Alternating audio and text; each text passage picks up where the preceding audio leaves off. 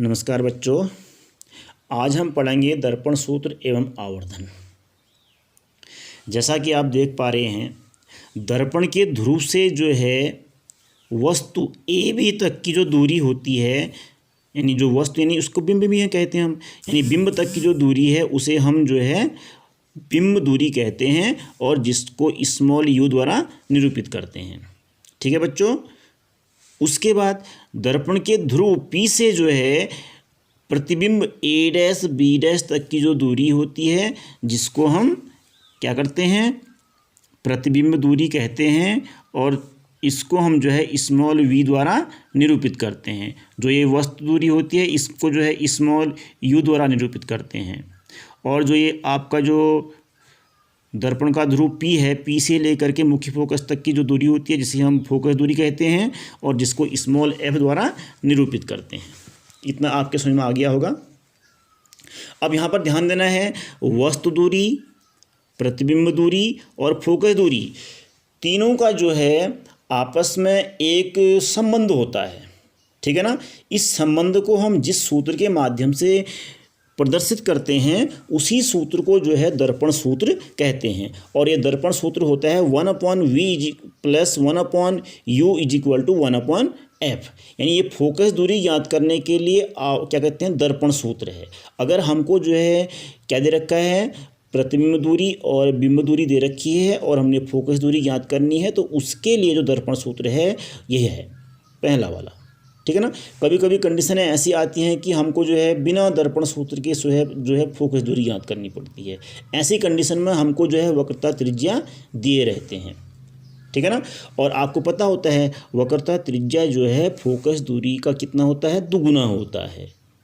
ठीक है ना। यानी r = 2f भी हम बोल सकते हैं या 2f = r कह सकते हैं और f = क्या होता है, r/2 होता है। ठीक है ना। तो इस प्रकार हम जो है बिना दर्पण सूत्र के भी हम क्या कर सकते हैं, फोकस दूरी ज्ञात कर सकते हैं। ठीक है बच्चों। अब कंडीशन कभी कभी ऐसी आती हैं कि हमको जो है फोकस दूरी दे रखी है और फोकस दूरी के साथ साथ क्या दे रखी है, बिंब दूरी दे रखी है और हमने जो है प्रतिबिंब दूरी ज्ञात करनी है। तो उसके लिए सूत्र आपका ये है 1/v = 1/f - 1/u। ठीक है कि नहीं। और अब कभी कभी दूसरी स्थिति भी आ सकती है।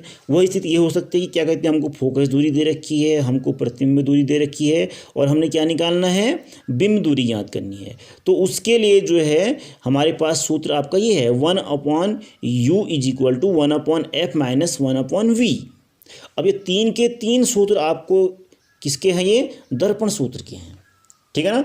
अब देखो बच्चों, हम इस दर्पण सूत्र में जो है आपके बिंब दूरी हो गया, प्रतिबिंब दूरी हो गया, फोकस दूरी हो गया, इन सब के मान जो है हम चिन्ह परिपाटी के आधार पर ही हम क्या कर पाएंगे, रख पाएंगे। अगर हम बिना चिन्ह परिपाटी का उपयोग किए क्या कहते हैं इसमें अगर हम जो है चिन्हों को इसमें जो है इनके मानों को रख देंगे तो हमारा जो आगे जो हमारे आंकिक क्वेश्चन आने वाले हैं, न्यूमेरिकल्स आने वाले हैं, वो गलत हो पाएंगे।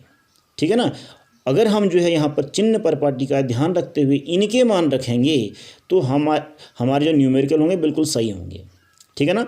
देखो बच्चों क्या कहते हैं, तो इस दर्पण सूत्र में जो है हमको जो है चिन्ह परिपाटी का विशेष ध्यान रखना पड़ता है। ठीक है। और बिना चिन्ह परिपाटी के हम जो है इन दर्पण सूत्र के द्वारा हल होने वाले न्यूमेरिकल्स को नहीं कर पाएंगे। इसलिए चिन्ह परिपाटी वाला वीडियो आप अच्छी तरह से देख लें एक बार। ठीक है। आगे बढ़ते हैं, आवर्धन। तो आवर्धन क्या है, सबसे पहले तो आवर्धन को समझना है। ठीक है ना। आवर्धन जो है दर्पण द्वारा उत्पन्न आवर्धन वह अपेक्षित विस्तार है जिससे ज्ञात होता है कि कोई प्रतिबिंब बिंब की अपेक्षा कितना गुना आवर्धित है। ठीक है ना। और जिसको जो है हम प्रतिबिंब की ऊंचाई तथा बिंब की ऊंचाई का अनुपात द्वारा हम क्या कर सकते हैं, ज्ञात कर सकते हैं। और जो ये आवर्धन होता है इसको स्मॉल m द्वारा क्या करते हैं, निरूपित करते हैं। और आवर्धन का सूत्र है आपका, यानी आवर्धन m = प्रतिबिंब की ऊंचाई h' बिंब की ऊंचाई h। बात समझ में आई ना। तो यहाँ पर सूत्र क्या बन जाता है, m = h'/h। ये जो है पहला, जब हमको क्या दे रखा है, प्रतिबिंब और क्या कहते हैं प्रतिबिंब की ऊंचाई दे रखी है, दूसरा क्या दे रखा है, बिंब की ऊंचाई दे रखा है। ठीक है कि नहीं। इतना समझ में आ गया कि नहीं आ गया। अब कभी कभी कंडीशनें ऐसी आती हैं कि जो हमको प्रतिबिंब की ऊंचाई है, ठीक है ना, उसको हम जो है प्रतिबिंब दूरी से उसका कर लेते हैं, समकक्ष मान लेते हैं, ठीक है ना, और जो बिंब की ऊंचाई होती है उसको हम जो है बिंब दूरी से संबंधित मान लेते हैं, ठीक है ना। तो ऐसी कंडीशन में जो है जो आवर्धन m इज इक्वल टू होता है h dash upon h is equal to minus v upon u होता है, ये सूत्र है, ठीक है ना। ये भी जो है आवर्धन का ही सूत्र है। जब हमको जो है h डैश अपॉन h का यानी ये आपका जो प्रतिबिंब ऊंचाई है और आपकी क्या कहते हैं जो बिंब ऊंचाई है, इसका मान नहीं दे रखा है, हमको क्या दे रखा है, प्रतिबिंब दूरी दे रखी है और प्रतिबिंब दूरी के साथ साथ क्या दे रखा है, बिंब दूरी दे रखी है। तो इनका जो ऋणात्मक अनुपात होता है वो आवर्धन के लिए ही होता है, ठीक है ना। तो इस सूत्र के माध्यम से हम क्या कर सकते हैं, आवर्धन का मान ज्ञात कर सकते हैं। बात समझ में आ गई ना बच्चों, ठीक हो गया।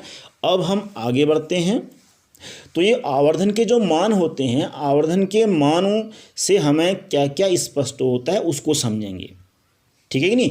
अब आवर्धन का मान प्लस और माइनस दोनों में ज्ञात होता है, यानी m जो है प्लस और माइनस दोनों में क्या हो सकता है, ज्ञात होता है, ठीक है ना।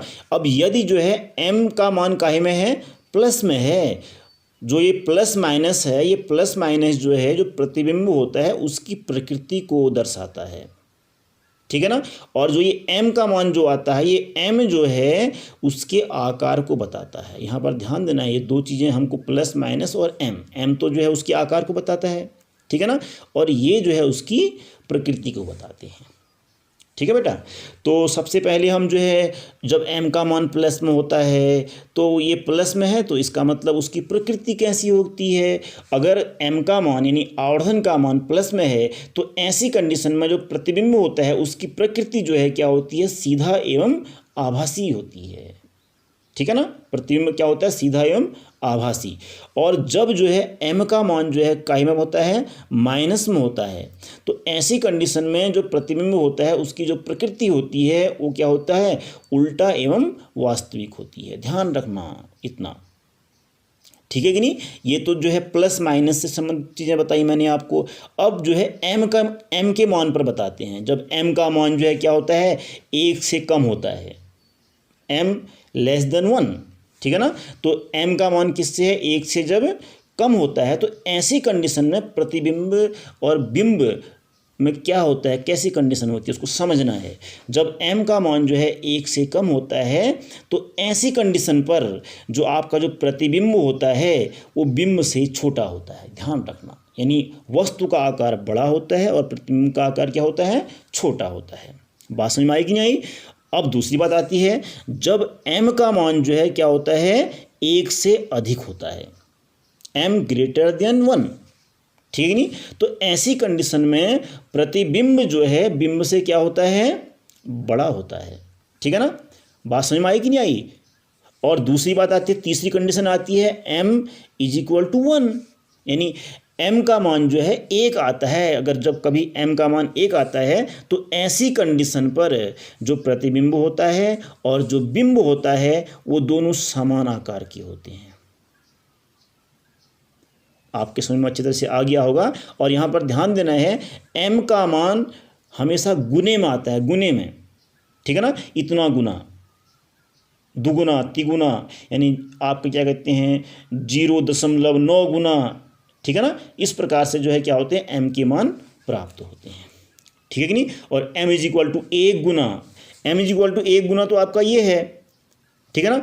और ये जो है आप क्या कहते हैं, m इज इक्वल टू 0.99 से लेकर के छोटा जो भी है, मतलब, ठीक है नहीं। और इसका मान क्या है आपका, m इज इक्वल टू 1.01 से लेकर के बड़ा, ठीक है ना, 1 से बड़ा है, ठीक है नहीं। तो ऐसी कंडीशन में जो है मैंने m के मान के बारे में भी पूरी प्रतिक्रिया जो है आपके सामने रख दी है। मुझे विश्वास है कि ये वीडियो आपके समझ में अच्छी तरह से आया होगा और यहाँ पर दर्पण सूत्र और आवर्धन आपके समझ में अच्छी तरह से आ गया होगा। अब इससे संबंधित बहुत सारे न्यूमेरिकल हमारे पास होंगे, ठीक है ना। और हम जो है कल से उन न्यूमेरिकलों के बारे में क्या करेंगे, अभ्यास करेंगे और उनको खूब बनाएंगे। आपकी बुक में जो है दर्पण से संबंधित बहुत सारे न्यूमेरिकल हैं और एक एक करके उन न्यूमेरिकल्स को आप लोग जो है हल करेंगे, ठीक है कि नहीं। और कहीं पर कोई समस्या आती है तो उस समस्या को आप मेरे से पूछेंगे, ठीक है कि नहीं। अब मैं 2-4 वीडियो जो है क्या कहते हैं आपके न्यूमेरिकल्स से डालूंगा आपके लिए, ठीक है कि नहीं। और आप जो है उन न्यूमेरिकल्स को देख करके अन्य न्यूमेरिकल्स को क्या करेंगे, हल करेंगे, ठीक है बच्चों, ठीक हो गया।